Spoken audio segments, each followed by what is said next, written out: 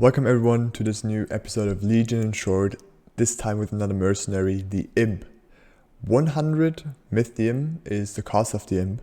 It is a special mercenary, so you will only be granted 25 income for paying one of those Imps. And what's so special about those? There's actually two things. First of all, it's the only magic damage dealing melee unit that walks within the wave. So you do have the dragon turtle as a tank, you then have the imps in the middle, and then you have the drake, the shame in the fore, the witch at the back. And they always come in pairs. So when you buy one imp for 100 Mythium, you will actually get two imps. And why this is so interesting and what does it affect, I will show you in a second. What is good about the imp is it's low cost. It's relatively low cost, so you can afford it quite early. 5 and 6 are premium examples for it. So you will be able to put some magic damage pressure on the board without having to pay for dragon turtles that are the tanks at the same time. We can see that its natural defense doesn't have too much of an impact, so let's just jump over and let me show you some stuff with the imps. Very important about the pair thing is that this is getting affected by splitting. I just prepared a standard split here for you, and I'm gonna show you what happens. So if you summon imps, they're coming in pairs, and now like this they're gonna split up 1 and 1, as you would usually have the same with like the pack leader, the brood, and other units. Quick reminder, if you didn't see the splitting video, I'm gonna link it down in the description. In the splitting video, I was talking about how tank mercenaries behave. And pretty much the same logic can be applied to all the mercenaries that path within the wave. It's not 100% consistent, but pretty much. So once again, there's two mercenaries, for example, with the imps.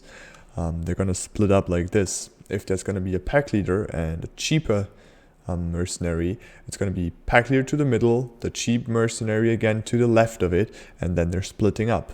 And the same works with the imps, so since they spawn in pairs, they're always going to split up.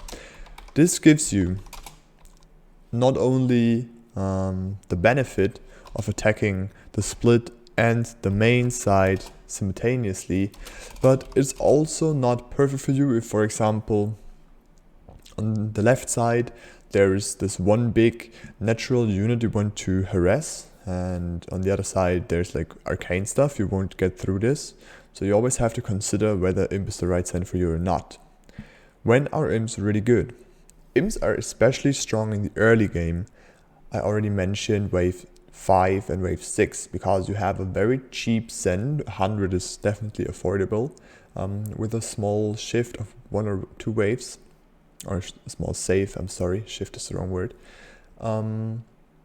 But you do still have the potential to afford it, put pressure on the board, and it's actually really powerful because on 5 and 6 there's usually going to be a lot of units that are either natural or fortified, because they're quite solid in the first few waves, and the first waves that will have magic damage are going to be 7 and 8, so usually don't prepare for those with a lot of arcane units, and this is why imps on 5 and 6 are very strong.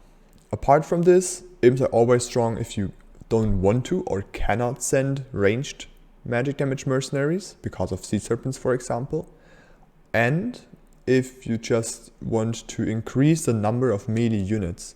So with like single target builds, I think a nice Varg build is the perfect example. If you just increase the number of single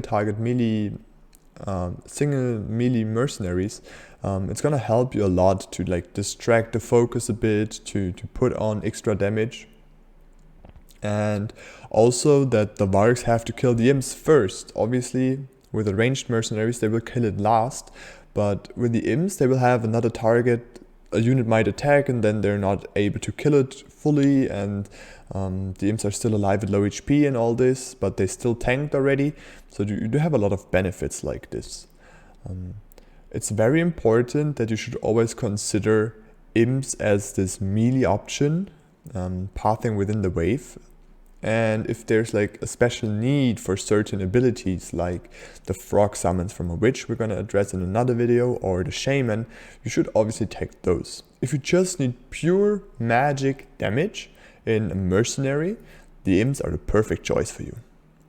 I hope I was able to pack some information in this video. I hope you liked it. If there's more questions, comments about it, let me know. Quick reminder, imps on 5 and 6, it's really strong. So this is like the main focus I wanted to address in this video. I wish you some wonderful ranked games and see you next time. Bye bye.